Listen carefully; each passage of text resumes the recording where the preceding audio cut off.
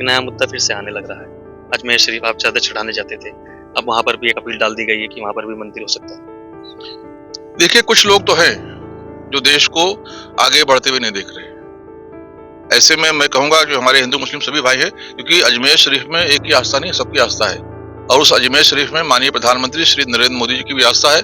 जब से वो प्रधानमंत्री बने हैं 10 सालों से लगातार वो चादर भेजते हैं, अपने अकीदत के फूल और चादर वो वहां पर पहुंचाते हैं। और 2 बार तो मैं ले गया हूँ और मैंने देखा है, जब मैं ले गया हूँ तो मुझे उस वक्त वहां मिलने का मौका मिला। इतनी आस्था है उनको। प्रधानमंत्री श्री नरेंद्र मोदी जी जब चादर दे रहे थे तो वो चादर उनके पैसों का था।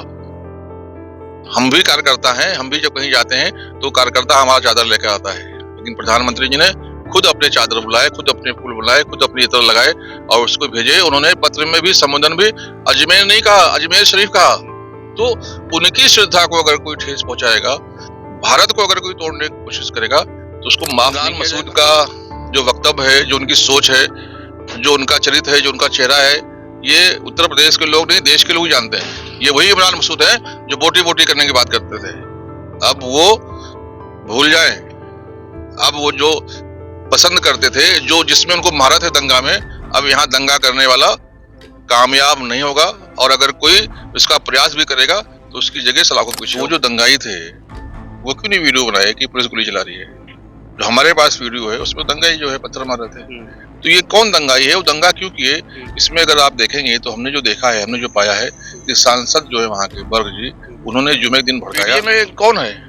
सब उन्हीं के वो है, उनका चाचा है, उनका भतीजा है, उनकी पत्नी है, उनका भाई है, वही तो है। वो पीडीए कहाँ है? वो तो यादव पार्टी है। जो लोग देखना नहीं चाहते कि हिंदू मुस्लिम की एकता हो, वो ये चाल तो करेंगे। आखिर क्या वजह थी कि जब पहले दिन सर्वे हुआ तो सब कुछ अमन रहा, सब कुछ ठीक रहा, कुछ भी नहीं हुआ, सब हंसी खुशी से हुआ। उसके बाद जब हम कुदरती जीतते हैं, जो चुनाव का नतीजा आता है, 9 में से 7 सीटें भाजपा जीती है। रामवीर सिंह कुदरती में इतिहास बनाते हैं, हिंदू मुस्लिम की एकता दिखती है, तो किसको जलन हो गई?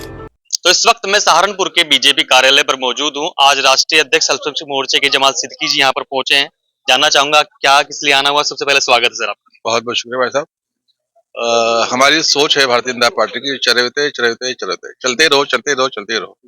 इसी में हम अपने साथियों से, अपने कार्यकर्ताओं से मिलने के लिए 2 दिन से प्रयास हूँ। मैं जगह जगह जाकर लोगों से मिल रहा हूँ, लोगों से बात कर रहा हूँ। जो सूफी समाज के लोग हैं, जो संत समाज के लोग हैं, जो हमारे धर्म गुरु हैं, जो हमारे वरिष्ठ कार्यकर्ता हैं, उनसे फीडबैक भी ले रहा हूँ, आगे कैसे काम करना चाहिए, क्या क्या योजनाओं का लाभ मिल रहा है, कहीं कठिनाई तो नहीं जा रही है। तो इस प्रकार से एक सतत हमारा प्रवास चलता रहता है। उसी क्रम में मैं आज जो है यहाँ पर आया हूँ। अध्यक्ष जी, मगर प्रवास तो आप कर रहे हैं, संभल में भी घटना हो रही है, उन पर क्या कहना चाहेंगे? मैं अपने अल्पसंख्यक और विशेष रूप से मुस्लिम भाइयों से कहना चाहूंगा कि जो लोग देखना नहीं चाहते कि भारत तरक्की करे, जो लोग देखना नहीं चाहते कि हिंदू मुस्लिम की एकता हो, वो ये चाल तो करेंगे। आखिर क्या वजह थी कि जब पहले दिन सर्वे हुआ तो सब कुछ अमन रहा, सब कुछ ठीक रहा, कुछ भी नहीं हुआ, सब हंसी खुशी से हुआ। उसके बाद जब हम कुदरती जीतते हैं, जो चुनाव का नतीजा आता है, 9 में से 7 सीटें भाजपा जीती है। रामवीर सिंह कुदरती में इतिहास बनाते हैं, हिंदू मुस्लिम की एकता दिखती है, तो किसको जलन हो गई?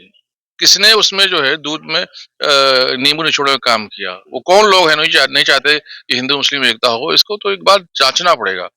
दूसरे दिन जब सर्वे के लिए गए तो वो कौन लोग थे जो पत्थर मार रहे थे मुंह बांधकर? वो कौन लोग थे जो दंगा कराना चाहते थे? इसका तो एक जांच का बहुत जरूरी है। आज कमेटी बैठी है, जांच का आदेश भी हुआ है, मगर चंद्रशेखर आजाद सीधा कहते हैं कि हमारे आदमियों को गोली चलाई जा रही है, माथे पे गोली मार दी।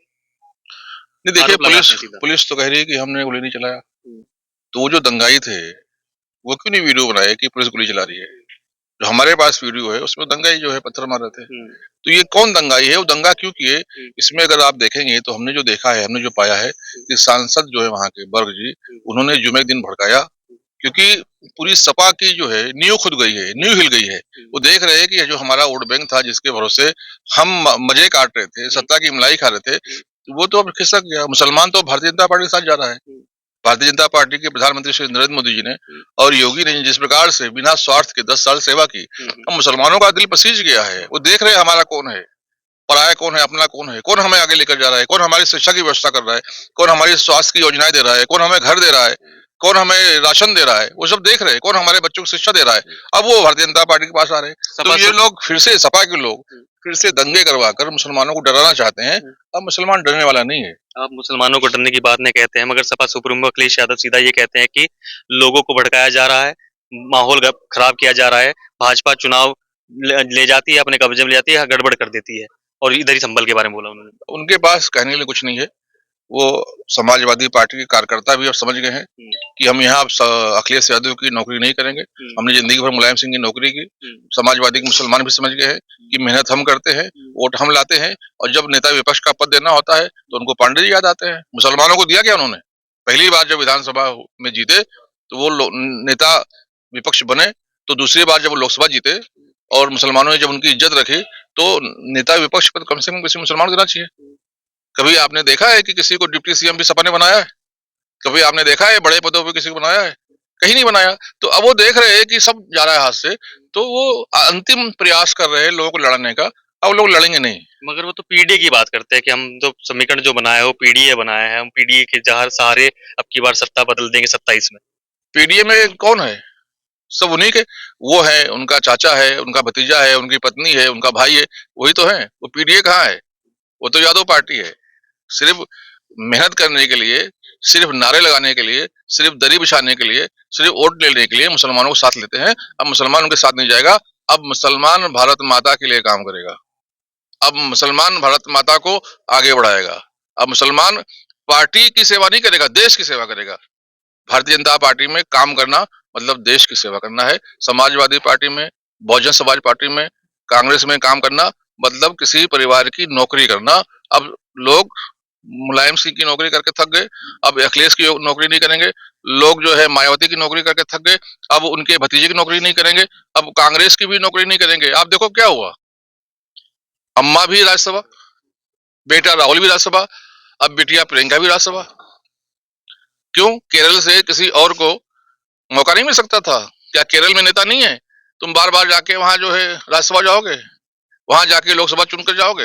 ये जो तरीका है ये जनता अब देख रही है। इसलिए मुझे लगता है कि दूध का दूध पानी का पानी हो गया है, कोहरा छट गया है। माननीय मोदी जी का जो सूरज है वो निकल गया है। क्षेत्रीय सांसद हैं इमरान मसूद यहाँ पर, वो लगातार कटाक्ष कर रहे हैं बीजेपी की। बीजेपी लगातार पुलिस को मोहरा बना करके अपनी चाल चल रही है लगातार। देखिए, इमरान मसूद का जो वक्तव्य है, जो उनकी सोच है, जो उनका चरित्र है, जो उनका चेहरा है, ये उत्तर प्रदेश के लोग नहीं, देश के लोग जानते हैं। ये वही इमरान मसूद है जो बोटी बोटी करने की बात करते थे। अब वो भूल जाएं। अब वो जो पसंद करते थे, जो जिसमें उनको महारत है दंगा में, अब यहाँ दंगा करने वाला कामयाब नहीं होगा। और अगर कोई इसका प्रयास भी करेगा तो उसकी जगह सलाखों के पीछे होगी। ठीक है, आपने बताया। एक आखिरी सवाल आपसे करूंगा। एक नया मुद्दा फिर से आने लग रहा है। अजमेर शरीफ आप चादर चढ़ाने जाते थे, अब वहां पर भी एक अपील डाल दी गई है कि वहां पर भी मंदिर हो सकता है। देखिए, कुछ लोग तो हैं जो देश को आगे बढ़ते हुए नहीं देख रहे। ऐसे में मैं कहूंगा कि हमारे हिंदू मुस्लिम सभी भाई हैं, क्योंकि अजमेर शरीफ में एक ही आस्था नहीं, सबकी आस्था है। और उस अजमेर शरीफ में माननीय प्रधानमंत्री श्री नरेंद्र मोदी जी की भी आस्था है। जब से वो प्रधानमंत्री बने हैं 10 सालों से लगातार वो चादर भेजते हैं, अपने अकीदत के फूल और चादर वो वहां पर पहुंचाते हैं। और 2 बार तो मैं ले गया हूँ और मैंने देखा है, जब मैं ले गया हूँ तो मुझे उस वक्त वहां मिलने का मौका मिला। कितनी आस्था है उनको। प्रधानमंत्री श्री नरेंद्र मोदी जी जब चादर दे रहे थे तो वो चादर उनके पैसों का था। हम भी कार्यकर्ता हैं, हम भी जब कहीं जाते हैं तो कार्यकर्ता हमारा चादर लेकर आता है, लेकिन प्रधानमंत्री जी ने खुद अपने चादर बुलाए, खुद अपने फूल बुलाए, खुद अपनी इत्र लगाए और उसको भेजे। उन्होंने पत्र में भी, संबोधन भी अजमेर नहीं कहा, अजमेर शरीफ कहा।